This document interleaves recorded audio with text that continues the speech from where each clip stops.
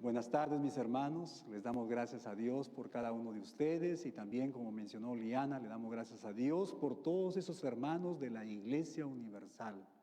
Es un gozo, es un privilegio para nosotros desde este lugar ser un instrumento más de nuestro Dios para edificar no solamente la iglesia local, la IBE, sino también la Iglesia Universal. Le damos gracias a Dios por esta serie de estudios que hemos comenzado. El camino rumbo a la gloria. La semana pasada estuvimos aquí y comenzamos este camino. ¿Recuerdan ustedes dónde comenzamos? Esa reunión secreta que tuvo el Señor Jesucristo con sus discípulos en el aposento alto, ¿verdad? Esta tarde y vimos los secretos, las verdades que nuestro Señor nos enseñó en esa reunión secreta. Y esta tarde vamos a enfocarnos en el libro de Marcos, capítulo 14, versículos 32, 42, que Liana ha dado lectura. Y vamos a enfocarnos y vamos a estudiar los secretos del Getsemaní, las verdades que nuestro Señor Jesucristo enseñó a sus discípulos en ese lugar y por extensión a cada uno de nosotros, su iglesia. Mis hermanos, a medida que seguimos a Jesús en su camino rumbo a la gloria, la traición y la crucifixión se acercan con más rapidez, con cada minuto, cada hora que pasa. La cena ha terminado y junto con los 11, porque recuerdan ustedes, al inicio estuvieron 12, pero Judas dejó ese lugar. Ahora el Señor Jesucristo se encuentra con los 11 discípulos.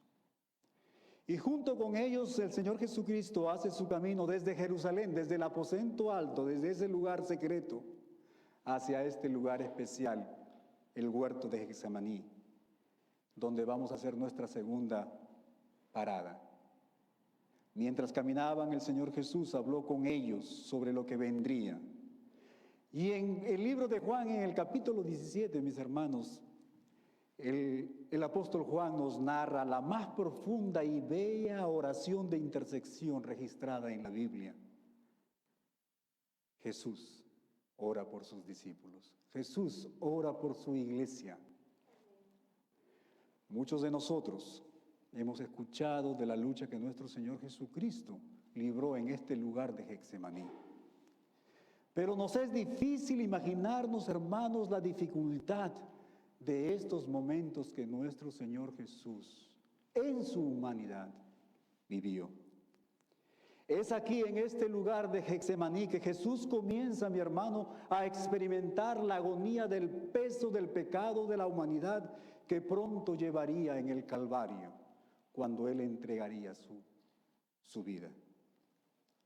Es aquí donde su agonía fue tan intensa que el Evangelio de Lucas nos dice que su sudor se convirtió, dice, en grandes gotas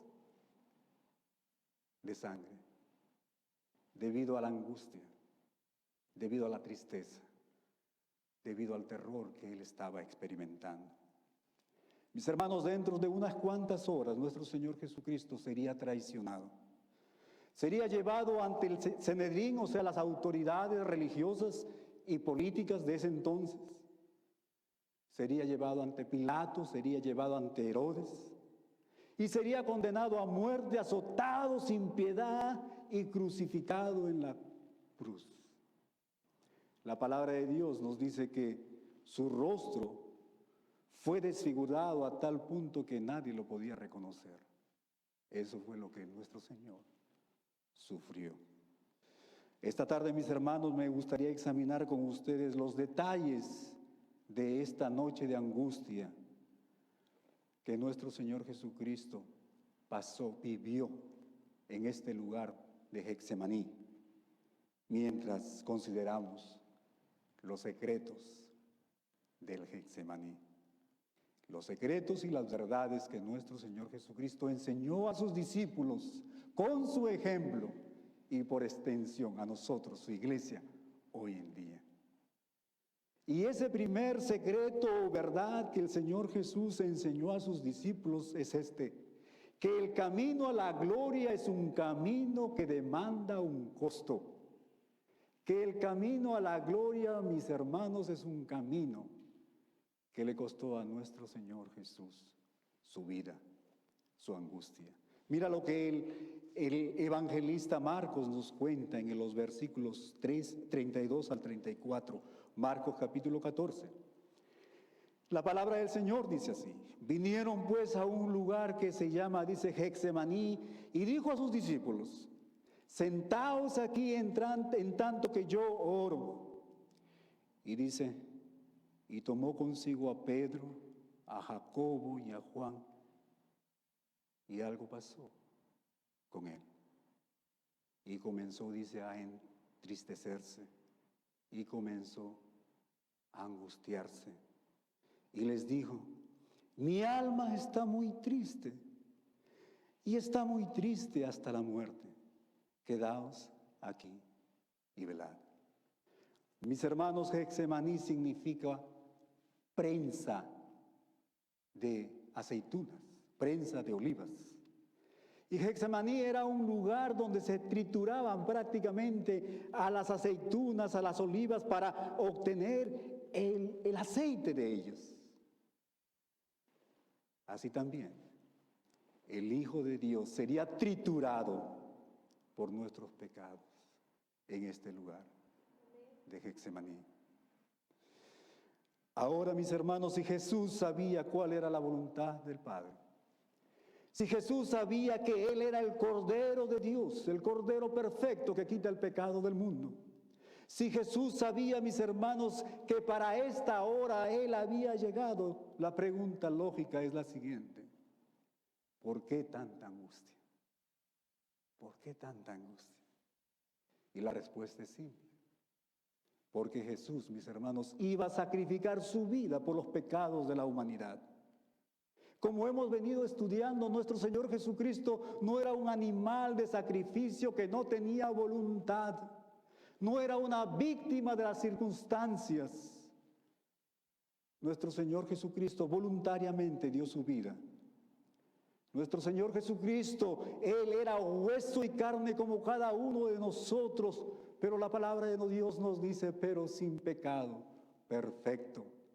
Mi hermano, Jesús en su humanidad, escúchenme bien, sabemos nosotros que Él es Dios, 100% Dios, 100% hombre, pero en su humanidad Él comenzó a sentir literalmente el dolor y la angustia de lo que le venía, la cruz. Es difícil entender, mis hermanos, en su totalidad lo que nuestro Señor Jesucristo sintió en su humanidad cuando Él empezó a mirar hacia el Calvario, hacia la cruz y a ese sufrimiento que Él soportaría. El tormento físico, mis hermanos, que sufriría nuestro Señor está más allá de nuestro entendimiento. Está más allá de lo que tú y yo podamos comprender y entender.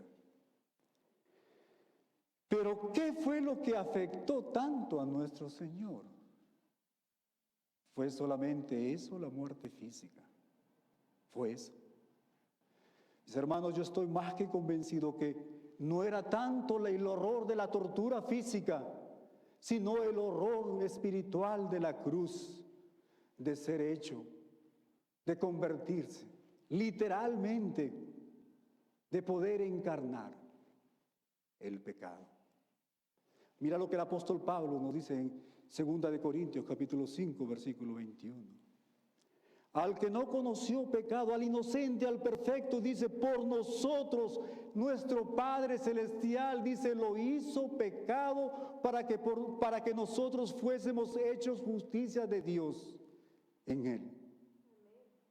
Mis hermanos, eso fue lo que realmente hizo que Jesús se sintiera profundamente angustiado. Y el autor al libro de los Hebreos en el capítulo 5, versículos 7 al 8, él nos va a describir, mi hermano, la agonía, el sufrimiento, el horror y el terror que nuestro Señor Jesús experimentó aquí en este lugar de Getsemaní. Mira lo que él nos dice en esta parte de la palabra de Dios. Y dice, y Cristo en los días de su carne, en otras palabras, y Cristo en los días de su ministerio aquí en la tierra, cuando Él era hombre, dice, ofreciendo ruegos y súplicas con gran clamor, y dice, con lágrimas, al que le podía librar, dice, de la muerte, dice, fue oído a causa de su temor reverente. Y aunque era hijo, por lo que padeció, aprendió la obediencia. Mis hermanos, su alma santa y perfecta fue consciente de la espantosa situación de ser, escúchenme bien, de convertirse en el depósito del pecado, de ser quien cargaría con los pecados de la humanidad, de ser quien cargaría, mis hermanos, con tu pecado, con mi pecado.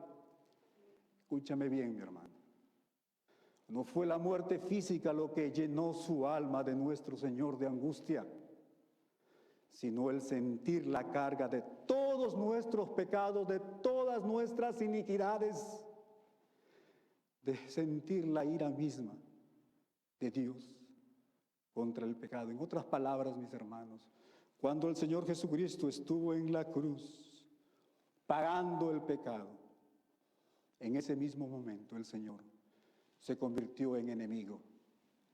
Imagínense ustedes, de Dios Padre, de Dios Padre. Todo lo que estaba a punto de enfrentar era contrario a su propia naturaleza y deidad. Ahora, mis hermanos, es interesante ver que esta palabra angustia viene de una raíz griega, y es importante, hermanos, estudiar la palabra de Dios con todos esos detalles, porque hay mucho que aprender. Viene de una raíz griega que describe, dice, un espíritu cargado. En algunas versiones de la palabra de Dios se nos dice que nuestro Señor Jesucristo se puso, dice, muy pesado, y me hace acordar a situaciones que quizás tú y yo hemos pasado cuando nos sentimos angustiados, cuando nos sentimos en temor, cuando nos sentimos abrumados por las situaciones que están viniendo a nuestras vidas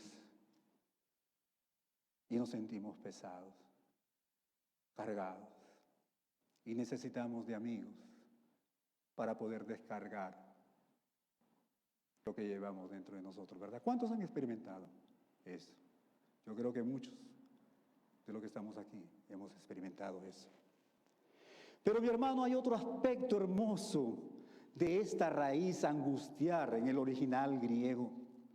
Y ese otro aspecto tiene la idea de estar fuera de casa, fuera de lo habitual, fuera de los alrededores.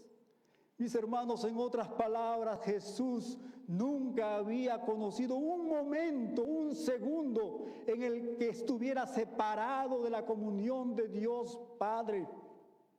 Nunca hubo un momento, mi hermano, que esta santa y sublime comunión hubiera sido rota. Nunca hubo un momento en que el Hijo haya sentido el efecto del pecado. Mis hermanos, Jesús ciertamente se enfrentaba a una situación que nunca había experimentado. Comenzó a sentir, por un lado, como hemos visto, el peso, la carga del pecado, y por el otro lado, la separación que el pecado trae. La separación entre el pecador y Dios, que es santo, 3 veces santo. Ahora podemos entender por qué nuestro Señor Jesucristo dice, se angustió y dijo, mi alma está muy triste y triste hasta la muerte. ¿Verdad? Lo podemos entender. Mis hermanos, no cabe duda que su deidad sintió la repulsión por lo que le venía. Él revela su angustia aquí en estos versículos cuando dice, mi alma está muy triste y muy triste hasta la muerte. Pero ¿sabes qué? Escúchame bien, mi amigo. Hay buenas noticias. Jesús soportó esta gran aflicción y angustia por pecadores como tú y como yo. Es el deseo de mi corazón que esta tarde puedas encontrarte con el Salvador del mundo. Pero hay un segundo secreto que el Señor Jesucristo, una segunda verdad que el Señor Jesucristo enseñó a los discípulos aquí en este lugar de Getsemaní. Y ese segundo secreto es que el camino a la gloria, escúcheme bien, el camino a la gloria es un camino que demanda compromiso. Es un camino que demanda determinación y decisión, como lo hizo nuestro Señor Jesucristo. Él no se corrió, Él no abandonó. Mira lo que dice Marcos en el versículo 35. Dice, yéndose un poco adelante, se postró en tierra y oró, que si fuese posible pasase de él aquella hora. Yéndose un poco adelante, ¿recuerdan ustedes? Él había venido con sus discípulos, a la mayor parte de ellos los dejó en un lugar y luego los trajo al círculo íntimo. Juan, Pedro y Jacobo los trajo más adelante y luego dice que los dejó a ellos ahí y él fue un poco más adelante, yéndose un poco más adelante. Mis hermanos, incluso el círculo más interno de nuestro Señor solo podía ir hasta cierto punto. No podían ir más allá. Esta era una carga que nuestro Señor Jesucristo tuvo que llevarla y llevarla sola. Él era el único que era digno de soportar y de beber esa copa, mi hermano. Él era el único que podía expiar el pecado del hombre. Jesús, mi hermano, venía a este lugar de Getsemaní a soportar la agonía y el sufrimiento que él iba a experimentar en la cruz solo. Todos sabemos, como mencioné, lo que se siente enfrentar una prueba o una dificultad o una carga, un viento contrario que la vida nos trae. Todos hemos tenido momentos en la vida en los que pareciera que nuestro mundo se estuviera derrumbando. Y es precisamente en esos momentos que anhelamos el consuelo y el consejo y la compañía de un ser querido, de un amigo que nos dé la mano o por lo menos que nos pueda escuchar, ¿verdad? Pero ¿sabes qué? Jesús lo soportó solo. Marcos nos dice que fue un poco más adelante. Cuando sus discípulos, mis hermanos, llegaron tan lejos como pudieron, nuestro Señor Jesucristo, nos dice Marcos, fue un poco más adelante. Fue un poco más adelante, mi hermano, mi amigo, por ti y por mí. En realidad, como hemos venido estudiando, nuestro Señor Jesucristo fue hasta el final, ¿verdad? Voluntariamente nuestro Señor llevó la carga del pecado. No había nadie que pudiera ayudarlo a cargar, a llevar esta carga. Jesús lo hizo solo y lo hizo por toda la humanidad y lo hizo por todos nosotros y lo hizo por ti, mi amigo, y lo hizo por ti, mi hermano, mi hermana, y lo hizo por mí. ¿No te alegras que nuestro Señor Jesucristo haya ido un poco más adelante, mi hermano? Si no lo hubiera hecho, ¿sabes qué?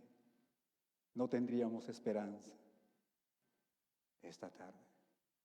No tendríamos esa promesa de la vida eterna. Gloria a Dios, mi hermano, que Jesús fue un poco más adelante. Pero ¿sabes qué? en este momento de profunda angustia que nuestro Señor estaba experimentando. Si es verdad, mi hermano, que Jesús fue un poco más adelante en relación a los seres humanos, escúchame bien, Jesús vino más cerca a nuestro Dios, a nuestro Padre. Mira lo que dice en el versículo 36, Marcos.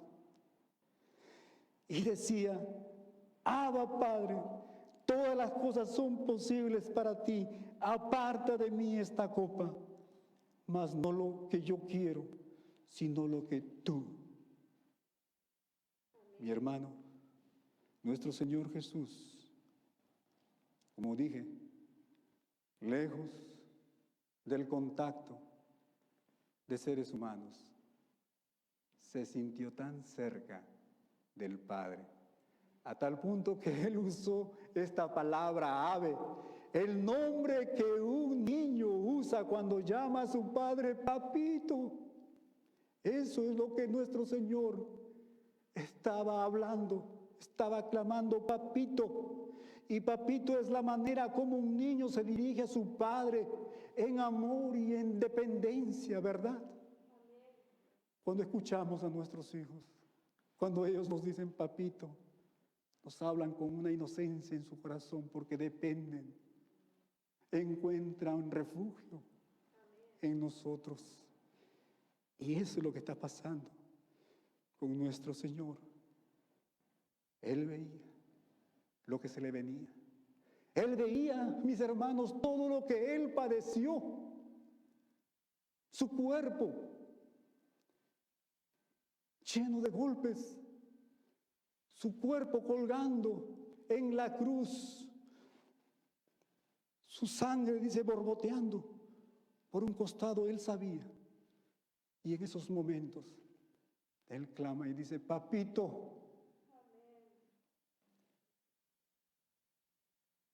Jesús, mis hermanos, Él tenía una relación muy íntima con el Padre y Él dependía de Él para fortalecerse en momentos de necesidad. Jesús sabía que el Padre tenía el control de todas las cosas y que todas las cosas eran posibles con Él. De la misma manera, mi hermano, nosotros podemos encontrar consuelo en estas palabras de Jesús, porque la palabra de Dios nos dice que nosotros hemos sido adoptados a la familia de nuestro Padre Celestial. Nosotros somos hijos de Dios, somos hermanos, coherederos con nuestro Señor Jesucristo. Por lo tanto, tú y yo podemos invocar a Dios como un niño que necesita de su mano protectora y poderosa y decirle: papito. Escúchame bien, mi hermano. Con papito, todas las cosas son posibles. Ahora Marcos nos dice que en respuesta a las súplicas, en respuesta a las oraciones agonizantes de Jesús, dice: el Padre, escúcheme bien, el Padre no apartó la copa amarga de Jesús, sino que por el contrario, dice que lo fortaleció para que pudiera tomar y beber de ella. ¿Y sabes qué? Lucas en el capítulo 22, versículo 43 nos dice que en ese momento, dice que un ángel del cielo, cuando nuestro Señor Jesucristo decidió y se comprometió y determinó ir a la cruz, en ese momento dice que un ángel del cielo bajó para fortalecerlo, para llenarlo de poder, para poder enfrentar, hermanos, lo que se le venía, la cruz. El ser el recipiente del pecado, ¿sí?, en su cuerpo, mis hermanos. Eso es lo que estamos viendo aquí. Jesús, mi hermano, llegó al punto más crítico y decisivo de su ministerio terrenal aquí, en este lugar de Getsemaní. Y sabes que esto no significa que Él no había venido preparado para este lugar.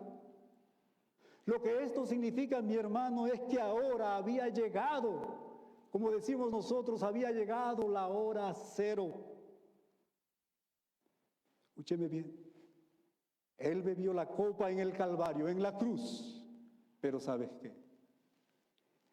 Él decidió de una vez por todas beberla en este lugar, en Getsemaní. Él se comprometió. Él lo hizo aquí, en este lugar. En el lugar de la trituración. En el lugar del sufrimiento. ¿Y sabes qué? Esto es algo muy hermoso para cada uno de nosotros también, mis hermanos. Al igual que nuestro Señor Jesucristo, cuando nosotros decidimos y nos comprometemos con nuestro Dios, nuestro Padre Celestial, nos dice que ya no un ángel, sino el Espíritu Santo que mora en nosotros, nos llenará de esa fortaleza, de esa valentía para obedecerle, para seguir adelante, para servirle con gozo y alegría de corazón. No importa cómo se vean las circunstancias, ¿verdad? Si Jesús, mis hermanos, hubiera fracasado aquí en este lugar de Getsemaní, Él habría fracasado en la cruz. Todo se decidió en el Getsemaní. Su triunfo, su resistencia, su aguante, el no moverse, su upomone, aquí en el Getsemaní, mi hermano, hizo posible la victoria en la cruz del Calvario. Jesús no abandonó, Jesús no se corrió de este lugar. La palabra de Dios nos dice que Él fue hasta el final. Él estaba preguntando al Padre si hay alguna otra forma posible de salvar a la humanidad que no sea la agonía que le esperaba en la cruz. Sin embargo, ¿sabes qué? No había otro camino, no había otra forma, así que Jesús determinó, mi hermano, en obediencia al Padre, ir a la cruz del Calvario. Escúchame bien, mi hermano. La victoria de la cruz se ganó en el huerto del Edén, de Getsemaní. La victoria de la cruz se ganó, mi hermano, en el lugar de trituración, de aplastamiento, en el lugar de la agonía, en el lugar donde experimentó que su alma estaba muy triste y muy triste hasta la muerte. En ese lugar se determinó. Y esto nos lleva a un tercer secreto de este lugar que el Señor Jesucristo compartió con sus discípulos y por extensión a nosotros. Y esa tercera verdad es la siguiente: el camino a la gloria es un camino que demanda vigilancia.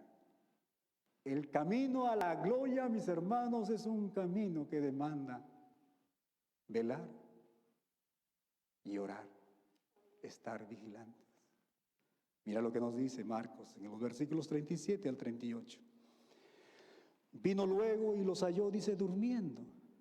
Y dijo a Pedro: Simón, ¿duermes? ¿No has podido velar, dice, una hora? Velad y orad para que no entréis en tentación. El espíritu, a la verdad, dice, está dispuesto, pero la carne es débil. Mis hermanos, en este momento de gran agonía, podemos ver que nuestro Señor Jesucristo se encuentra solo. Los encontró, nos dice Marcos, durmiendo, en lugar de velar y de orar. Sus discípulos le fallaron cuando más necesitaba de ellos. Pero ¿sabes qué? Jesús tuvo que enfrentar los terrores, la agonía de la cruz, solo. Y Jesús no les llamó la atención porque Él estuviera molesto o irritado con sus discípulos. Él lo hace en amor. Él lo hace en comprensión, en compasión. Él los conocía mejor que ellos mismos. Nuestro Señor Jesucristo entendía la naturaleza humana de los discípulos y de la misma manera nuestro Señor entienden nuestra naturaleza, ¿verdad? Cuán grande, cuán bello, cuán hermoso es tener un Salvador, un Rey que pueda entender nuestras debilidades, ¿verdad? Nuestro Señor les había pedido una cosa muy sencilla, algo que quizás cada uno de nosotros pudiera hacer: velar y orar. El espíritu a la verdad está dispuesto, pero la carne es débil. Por lo tanto, tenemos que orar y velar, estar preparados. Ya me imagino ahí a Pedro, muy sorprendido, muy preocupado cuando Jesús le llama a Simón. Me hace acordar, cuando llegué a esta parte del estudio, me hace acordar a la mamita de André, cuando André hacía algo que no se le había ordenado y le decía: André, Judá. André, cuando escuchaba la parte Judá, estaba muy preocupado, ya. Algo estaba pasando, ¿verdad? Aquí el Señor Jesús no le dice Pedro, le dice Simón, ¿verdad? Este era el viejo Simón dormilón, no el nuevo Pedro. Pedro estaba listo para resistir cualquier ataque, pero no Simón. Y aquí hay una enseñanza muy grande para nosotros. ¿En qué estado espiritual nos encontramos nosotros? ¿En el antiguo Julio, en el antiguo Miguel, en el antiguo Alex, con el antiguo nombre? ¿O nos encontramos en el nuevo Julio, en la nueva Ruth, la nueva Liana, la nueva Rosa, la nueva María? Roguemos, oremos, velemos para estar siempre preparados, dispuestos de servir a nuestro Señor. Jesús, mis hermanos, sabía que Pedro le fallaría. Sin embargo, a pesar de esto, Él lo anima. Él habla con Pedro y le trata de ayudar para que él pueda buscar esa victoria, sabiendo que la fortaleza espiritual se encuentra en el velar y orar. Así que aquí voy a hacer un comercial. Voy a invitarles a todos ustedes.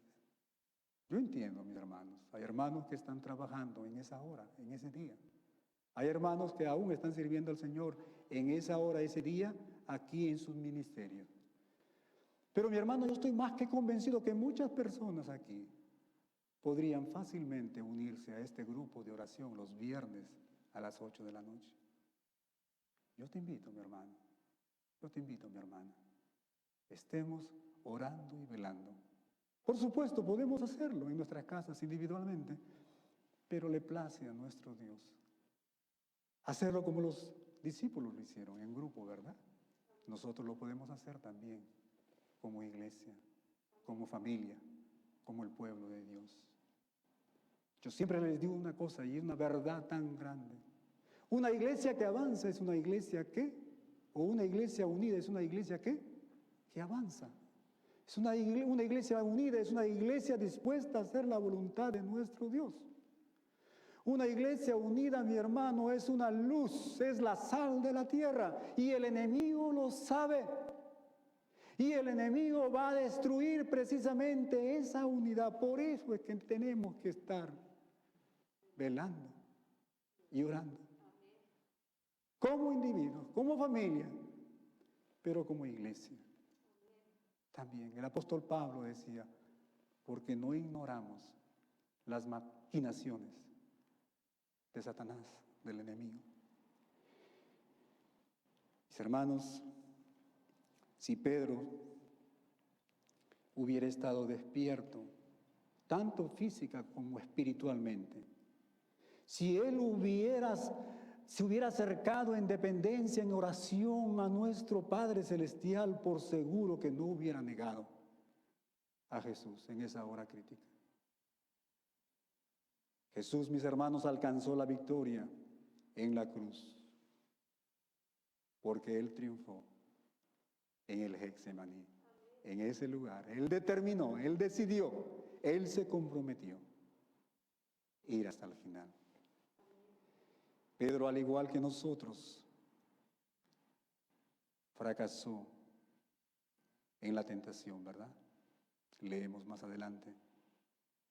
Negó al Señor Jesucristo 3 veces. ¿Por qué no veló? ¿Por qué no oró? Escúchame bien, mi hermano. La batalla espiritual, escúcheme bien, la batalla espiritual, la prueba, la tentación, siempre se gana o se pierde antes que llegue la crisis. Por eso, al igual que nuestro Señor, tú y yo tenemos muchos Getsemaníes. Tenemos que estar preparados. Tenemos que estar constantemente velando y orando. Mira lo que dice Marcos en los versículos finales. Otra vez, versículo 39 dice, otra vez fue y lloró, diciendo las mismas palabras, la misma oración. Al volver otra vez los halló, dice, durmiendo, porque los ojos de ellos estaban cargados de sueño y no sabían qué responderle. Vino la tercera vez y les dijo, dormid ya y descansad, basta. En inglés decimos, that's it, ¿verdad? La hora ha venido. He aquí, el Hijo del Hombre es entregado en manos de los pecadores. Levantaos, vamos, he aquí. Se acerca el que me entrega, se acerca el traidor. Jesús, mi hermano, oró 3 veces pidiendo al Padre, rogando, suplicando, en su humanidad. Pero ¿sabes qué? Hay algo aquí también muy interesante que nosotros podemos aplicarlo. Nuestro Señor Jesucristo comprobó también 3 veces si sus discípulos estaban a su lado en oración para pedir fortaleza en las pruebas que le venía a ellos. Pero Marcos nos dice que tristemente ellos cada vez estaban dormidos. Cada vez que Él vino, los encontró dormidos. Mi hermano, ¿te has puesto a pensar lo siguiente?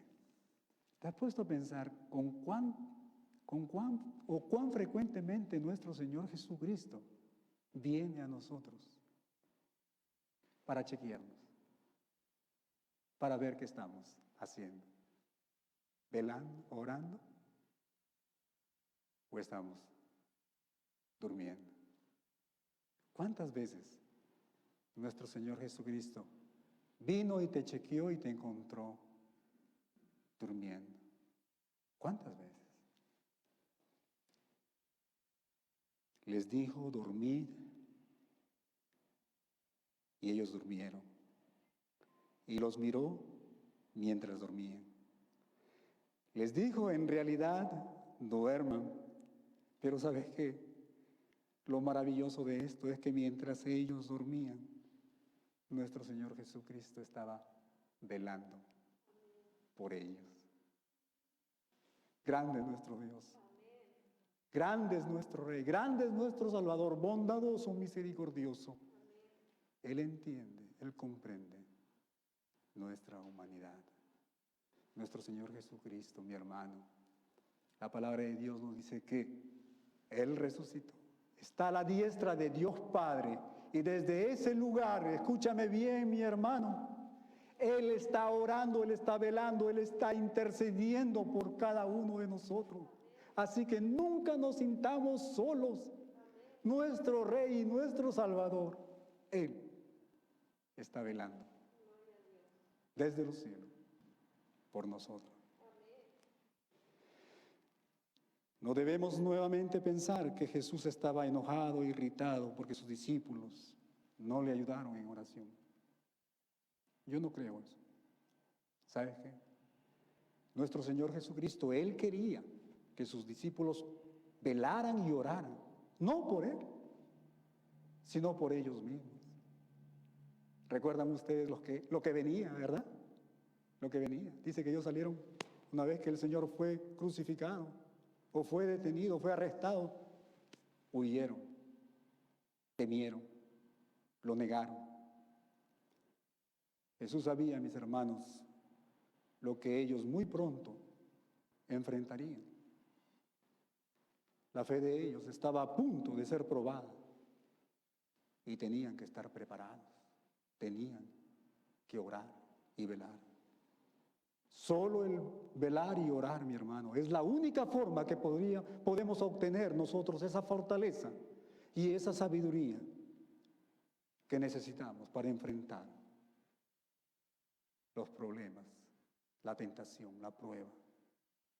De otra manera, es imposible. Tenemos que entender, mi hermano, que es para nuestro beneficio el orar y velar a nuestro Señor. Nunca como iglesia, ni como individuos, ni como familia, escúchenme bien, lograremos algo si no estamos constantemente velando y orando. Y al final les dice, el traidor se acerca.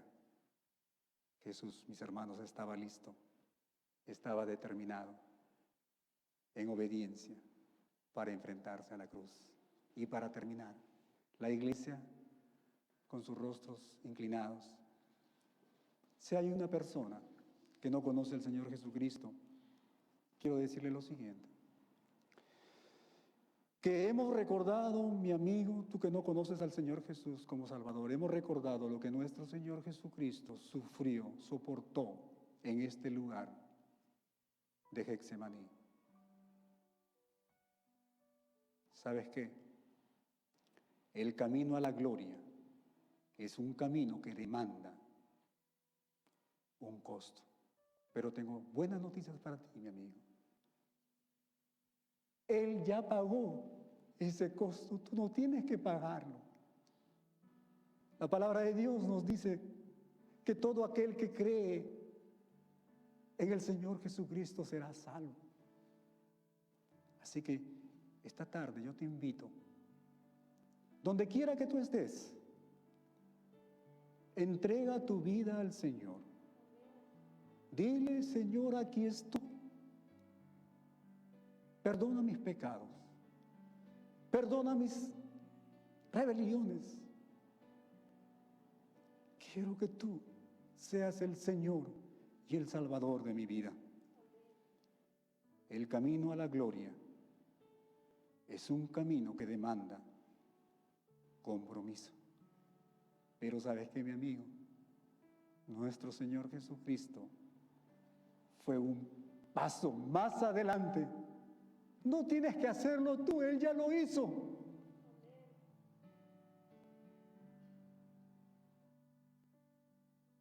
Y hay algo más sublime. Nuestro Señor Jesucristo ha estado velando y orando por ti, por este momento, para que tú puedas escuchar su palabra, su evangelio, para que tú puedas, mi amigo, venir a Él y encontrar salvación. Él te está diciendo, venid a mí. Todos los que estáis cargados, cansados y cargados, que yo os haré descansar. Y para ti, mi hermano, Jesús te está llamando para velar y orar para el día difícil, para el día de la prueba. La batalla espiritual, mi hermano, se gana o se pierde antes de que llegue la crisis. Por lo tanto, tú y yo tenemos que estar preparados. Así que la pregunta que tengo para ti, mi hermano, tú que conoces ya del Señor, ¿cómo vas a responder a este mensaje? ¿Cómo lo vas a hacer? ¿En apatía, en pereza, en dejadez? Al igual que los discípulos. Todos sabemos que cuando Jesús fue arrestado, todos ellos salieron corriendo asustados, en temor, porque no velaron, porque no oraron, porque no estaban o no estuvieron preparados. Mi hermano, es importante que pasemos tiempo con el Señor y busquemos de Él, Busquemos su fortaleza y guía en todo momento de nuestras vidas. En los tiempos buenos debemos de estar preparados para las tormentas, ¿verdad? Este es el mensaje. Sabes que la tormenta golpeará en cualquier momento y no habrá tiempo para que te prepares. Si no lo logramos, si no ganamos fortaleza y sabiduría cuando estamos en los buenos tiempos, en la cima, en las montañas, cuando estés en la crisis, en el valle de la sombra y de muerte, será muy difícil. No permitas, mi hermano, que esta actitud de apatía, de pereza, destruya tu vida. Si hay algún hermano que quisiera venir, consagrar su vida al Señor y decirle: Señor, ayúdame, tú comprendes mi naturaleza, necesito esa fortaleza de tu espíritu, ayúdame a velar y a orar hasta que tú vengas. Dios bendiga su palabra, Dios bendiga la vida de cada uno de ustedes. Amén. Mis hermanos, si hay alguna persona que quisiera conversar conmigo al final del servicio, yo estaré más que contento de hacerlo. Que la gracia, la misericordia, la protección de nuestro Señor nos acompañe todas nuestras vidas. Sigamos orando, sigamos velando para que el Señor continúe usando a esta iglesia, la IBE, como un instrumento de salvación. Dios me los bendiga. Amén.